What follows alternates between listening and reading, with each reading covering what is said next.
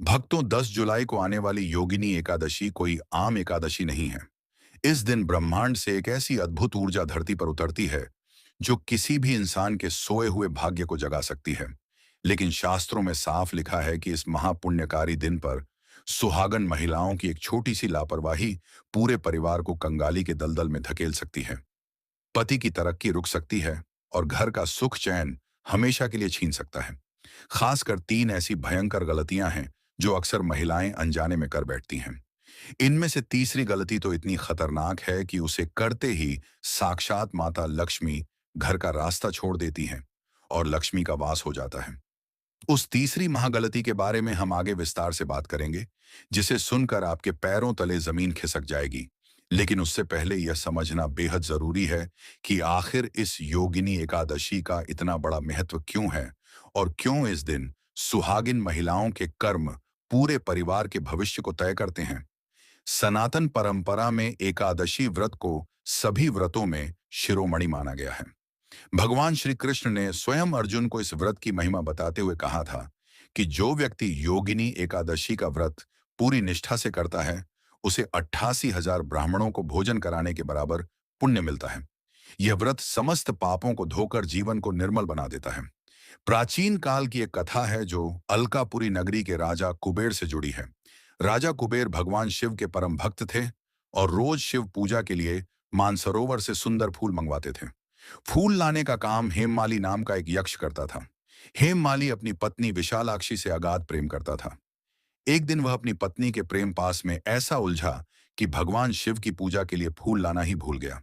राजा कुबेर पूजा के समय फूलों का इंतजार करते रहे, लेकिन दोपहर हो गई और हेममाली नहीं आया। राजा ने अपने सैनिकों को भेजा तो पता चला कि हेममाली अपनी पत्नी के साथ व्यस्त है। यह सुनकर कुबेर क्रोध से कांप उठे। उन्होंने हेममाली को दरबार में बुलाकर श्राप दे दिया कि तुमने कामुकता के वश में होकर साक्षात महादेव की पूजा में विघ्न डाला है। इसलिए तुम इस दिव्य नगरी से गिरकर धरती पर कौड़ी बन जाओगे और अपनी प्रिय पत्नी से हमेशा के लिए बिछड़ जाओगे। श्राप मिलते ही हेममाली स्वर्ग से सीधा धरती पर आ गिरा। उसका दिव्य शरीर भयानक कोढ़ से भर गया। वह तड़पने लगा। उसे अपनी गलती का एहसास हो चुका था। वह जंगलों में पहाड़ों पर भटकता रहा। भूख और प्यास से व्याकुल होकर वह एक दिन महर्षि मार्कंडेय के आश्रम पहुंचा। महर्षि ने उसके कष्ट को देखकर दया भाव से पूछा कि तुमने ऐसा कौन सा पाप किया है जिससे तुम्हारी यह दशा हुई। हेममाली ने रोते हुए अपनी पूरी कहानी कह सुनाई। तब महर्षि मार्कंडेय ने मुस्कुराते हुए कहा कि तुम भाग्यशाली हो कि मेरे आश्रम आ गए। आषाढ़ मास के कृष्ण पक्ष की योगिनी एकादशी का व्रत करो। इससे तुम्हारे सारे पाप धुल जाएंगे और तुम्हें फिर से तुम्हारा सुंदर शरीर और पत्नी का साथ मिल जाएगा। हेमाली ने पूरी श्रद्धा के साथ योगिनी एकादशी का व्रत किया, जिसके प्रभाव से उसका कोढ़ पूरी तरह ठीक हो गया और वह वापस अपने दिव्य स्वरूप में लौट आया।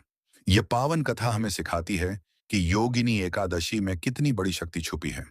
यह व्रत न सिर्फ पापों का नाश करता है, बल्कि आपके जीवन के सारे कष्टों को जड़ से उखाड़ फेंकता है। यही वजह है कि घर की लक्ष्मी यानी सुहागिन महिलाओं को इस दिन बेहद सावधान रहना चाहिए, क्योंकि सुहागन स्त्री के हाथों में ही घर की सुख समृद्धि और पति की दीर्घायु की चाबी होती है। जब घर की स्त्री किसी नियम को तोड़ती है, तो उसका सीधा असर उसके सुहाग पर और घर की आर्थिक स्थिति पर पड़ता है। अब बात करते हैं उस पहली बड़ी गलती की, जो 10 जुलाई को सुहागन महिलाओं को भूलकर भी नहीं करनी चाहिए। शास्त्रों के अनुसार एकादशी के दिन सुहागिन महिलाओं को अपने बाल नहीं धोने चाहिए और ना ही कंघी करते समय टूटे हुए बालों को घर के बाहर फेंकना चाहिए।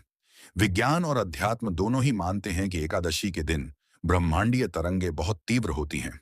जब एक सुहागिन महिला इस दिन अपने सिर को धोती है, तो उसके शरीर का चक्र असंतुलित हो जाता है। इससे घर की सकारात्मक ऊर्जा बाहर निकल जाती है।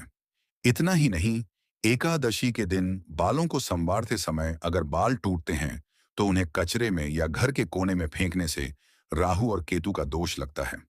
यह दोष सीधे तौर पर आपके पति के कामकाज पर बुरा असर डालता है। व्यवसाय में घाटा होने लगता है और नौकरी में तरक्की रुक जाती है।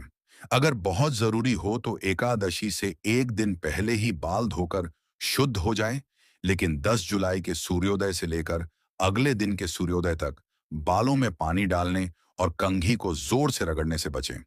इसके साथ ही पहली गलती में एक और बात शामिल है, जो सुहागिनों के सौभाग्य से जुड़ी है। इस दिन अपनी चूड़ियों और सिंदूर का विशेष ध्यान रखें।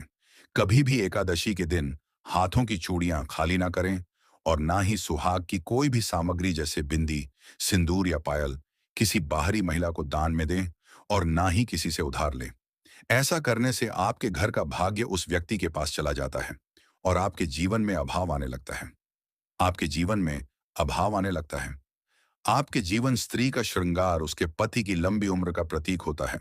इसलिए इस दिन सुहाग की सामग्री का अपमान या लेन देन आपके वैवाहिक जीवन में बड़ी उथल पुथल मचा सकता है। चलिए अब आगे बढ़ते हैं उस दूसरी बड़ी गलती की तरफ जो अक्सर अनजाने में रसोई घर के भीतर हो जाती है।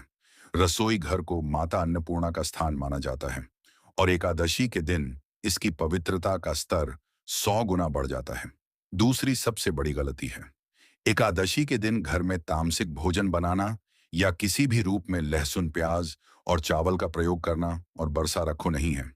जिनमें पार्टी करना करना मारा पारी करना सोच रही होंगी कि अगर आप व्रत रख रही हैं तो परिवार के बाकी सदस्यों के लिए खाना बनाने में क्या बुराई है। लेकिन यहीं पर सबसे बड़ी चूक होती है। शास्त्रों में स्पष्ट निर्देश है कि एकादशी के दिन जिस घर में चावल पकता है उस घर के पूर्वज दुखी होते हैं। ऐसा माना जाता है कि एकादशी के दिन चावल के हर दाने में रेंगने वाले जीवों का वास होता है और जो व्यक्ति इस दिन चावल खाता है या पकाता है उसे गंभीर पाप लगता है। सुहागिन महिला को चाहिए कि वह 10 जुलाई को पूरे परिवार के लिए सात्विक भोजन ही बनाए। इस दिन घर के किसी भी सदस्य को, चाहे वह व्रत रख रहा हो या नहीं, चावल बिल्कुल ना परोसें। इसके अलावा भोजन बनाते समय अपनी वाणी पर पूरा नियंत्रण रखें। क्रोध में आकर या चिढ़कर बनाया गया भोजन परिवार के सदस्यों में मानसिक तनाव पैदा करता है। अगर रसोई में काम करते समय आपके मुंह से अपशब्द निकलते हैं या आप किसी की निंदा करती हैं, तो भगवान विष्णु उस घर से अपनी कृपा वापस ले लेते हैं। नकारात्मक ऊर्जा के साथ पकाया गया भोजन घर के बच्चों की बुद्धि को भी भ्रष्ट कर देता है, जिससे वे गलत संगति में पड़ जाते हैं।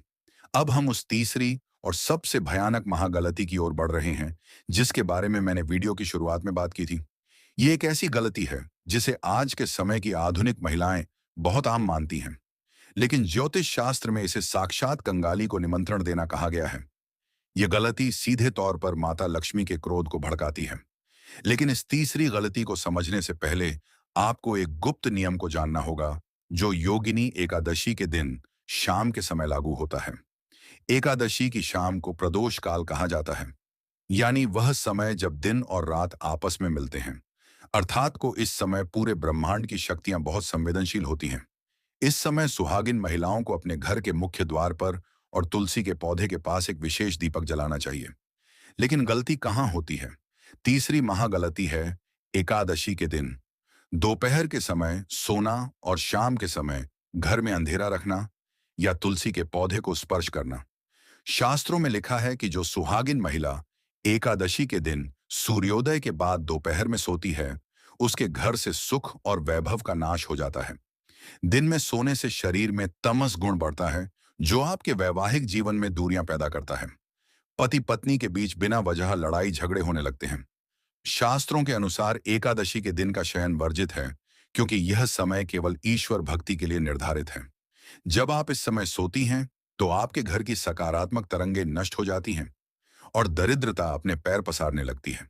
इसके अलावा शाम के समय जब आप तुलसी जी के पास दीपक जलाती हैं, तो भूलकर भी तुलसी के पौधे को हाथ ना लगाएं और ना ही उसकी पत्तियां तोड़ें।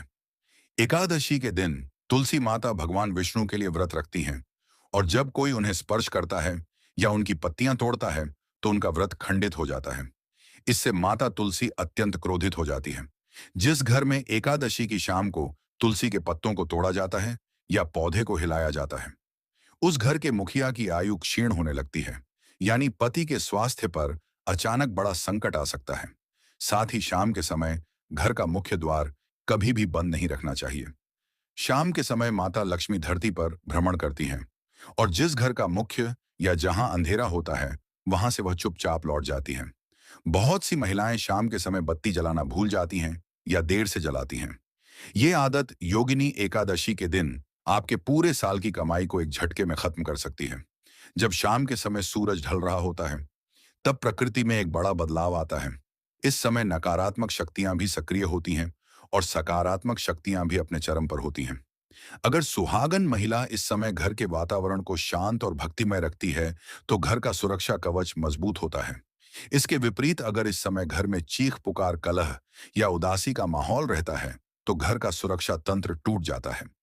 यही कारण है कि प्राचीन काल से ही हमारी दादियां और नानियां शाम के समय घर में शांति बनाए रखने और भगवान के सामने सिर झुकाने की सलाह देती आई हैं। इस योगिनी एकादशी पर आपको इस प्राचीन ज्ञान को भूलना नहीं है, बल्कि इसे अपने जीवन का हिस्सा बनाना है। जरा सोचिए, एक तरफ आप पूरे दिन भूखी रहकर व्रत करती हैं, नियमों का पालन करती हैं, लेकिन शाम होते ही एक छोटी सी चूक की वजह से वह सारा पुण्य खत्म हो जाता है। इसलिए 10 जुलाई को इन बातों को अपने दिमाग में अच्छी तरह बिठा लें। दोपहर के समय आलस का त्याग करें, भगवान नाम का जप करें और शाम होते ही पूरे घर को रोशनी से भर दें। मुख्य द्वार पर घी का दीपक जलाएं और तुलसी जी के सामने सिर्फ दीपक रखकर दूर से ही उन्हें प्रणाम करें। इस योगिनी एकादशी पर एक और बात का विशेष ध्यान रखना आवश्यक है। जब आप रात को सोने जाएं, तो अपने बेडरूम में या बिस्तर पर बैठकर कभी भी पैसों का हिसाब किताब ना करें और ना ही किसी नकारात्मक विषय पर चर्चा करें। एकादशी की रात को जागरण का विशेष महत्व होता है। अगर आप पूरी रात जाग नहीं सकती, तो कम से कम 11 बजे तक भगवान विष्णु के मंत्रों का मानसिक जप करें। याद रखिए, 10 जुलाई का यह दिन आपके जीवन को पूरी तरह बदलने का एक सुनहरा मौका है। सुहागन महिलाएं अगर इन नियमों का पूरी श्रद्धा और पवित्रता के साथ पालन करेंगी, तो उनके घर में कभी भी धन, धैर्य, प्रेम की कमी नहीं होगी। आपके पति के जीवन में आने वाली हर बाधा दूर हो जाएगी और संतान को भी उत्तम फल की प्राप्ति होगी। ब्रह्मांड के नियम बड़े स्पष्ट हैं। आप जैसी ऊर्जा घर में निर्मित करेंगे, वैसा ही परिणाम आपको मिलेगा।